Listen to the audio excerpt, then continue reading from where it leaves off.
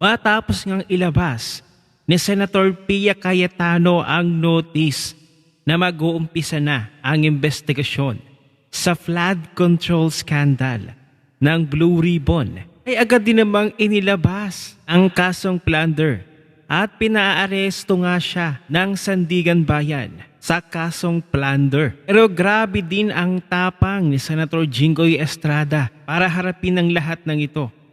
Nagpa-press con pa siya at dito niya inamin ang lahat-lahat kung bakit siya nakasuhan ng plunder ng administrasyon na ito. Grabe ang tapang ni Senator Jinggoy na makukulong na lamang siya pero hindi siya bumitaw sa majority. At alamin din natin kung bakit ayaw ng kongresista na unahin ng flood control kaysa sa impeachment laban kay Vice President Sara. Panoorin natin ang video na ito. Ngayon ko lang po isa sa publiko ito.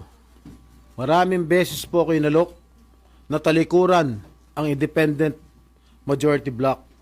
Kapalit ang pagbabasura sa aking kaso. Ngunit, hindi ko po ito tinanggap.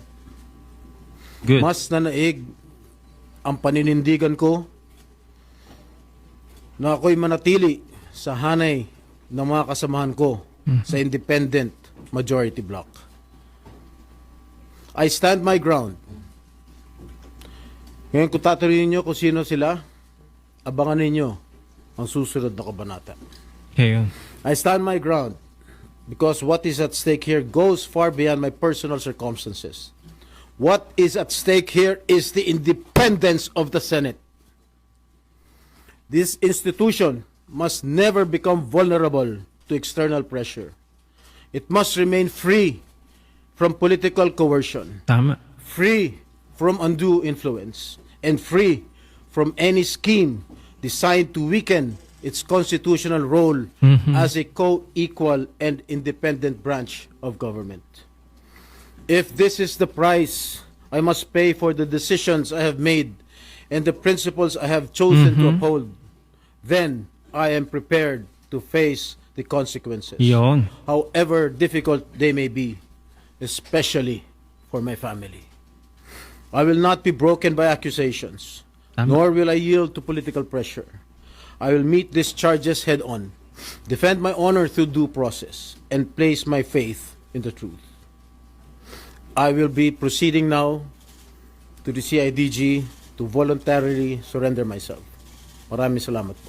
Grabe ang tapang na Senator Jinggoy. Kung akala natin at akala ng ibang tao na baduan daw itong si Senator Jinggoy, na ito yung isa sa mga babaligtad sa majority, pero hindi tayo pinigo ni Senator Jinggoy.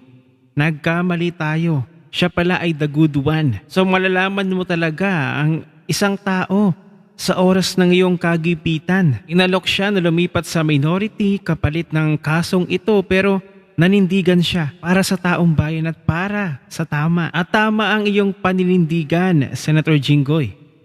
Pinahanga mo ang taga-suporta ng mga Duterte at ang taong bayan na sumusuporta para sa tama. Pero alam niyo ba kung bakit pilit nilang hinahadlangad ang investigasyon sa flood control?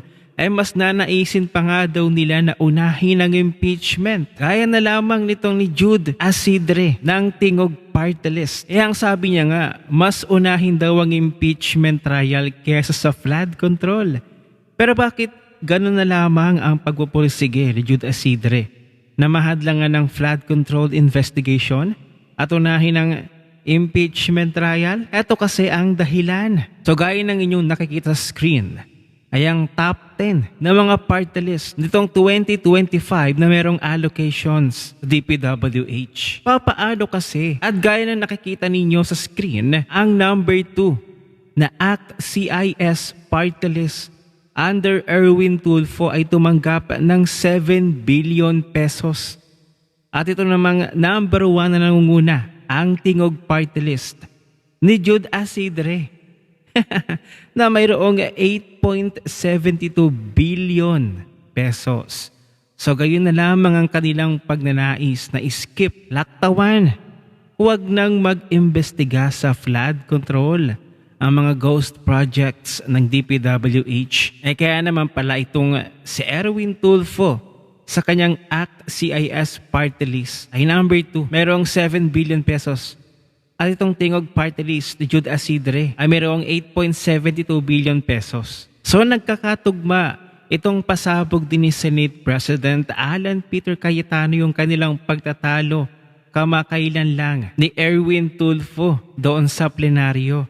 Ay kaya pala takot na maumpisahan ng flood control scandal investigation ay talagang mababanggit ang pangalan ni Erwin Tulfo. Abay nung ito'y congressman pa ng ACT CIS party list. Abay meron palang mahigit 7 billion pesos na allocations. Billion yan hindi million. So kaya itong mga takot umpisahan ang flood control scandal investigation. At mas gustuhin pa na unahin ng impeachment trial ay alam na sila pala ang may tinatago. Kaya nga itong kinasuhan si Senator Jinggoy, isa pa lamang ito sa plano para pilayan ang majority ni Senate President Alan Peter Cayetano. Ngayon nanindigan si Senator Jinggoy Estrada. So under pa rin siya ng majority. Kaya tuloy pa rin ang investigasyon sa flood control sa Blue Ribbon. Kaya pupunta na tayo sa exciting part.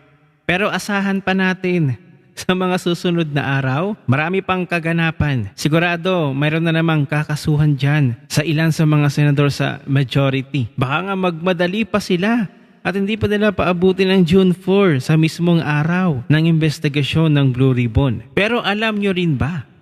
At sino ang inyong suspecha kung sino nga ba ang mga kumausap at kumumbinse kay Senator Jinggoy Estrada na lumipat ito sa minority nila Tito Soto? May idea ba kayo? Ano ang inyong opinion? I-share mo na ang video na ito. Mag-iwan ng comment at like dyan sa ibaba at magkita-kita ulit tayo sa susunod na video.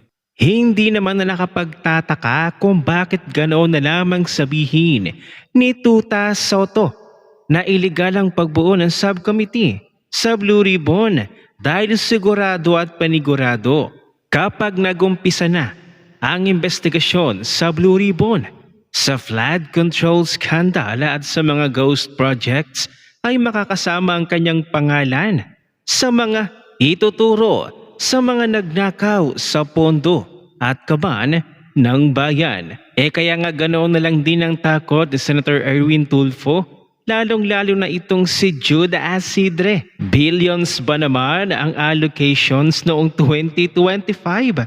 Ay talagang kabahan na kayo bago mag June 4. Oy Jude Asidre, baka ilaglag ka ni Romualdez.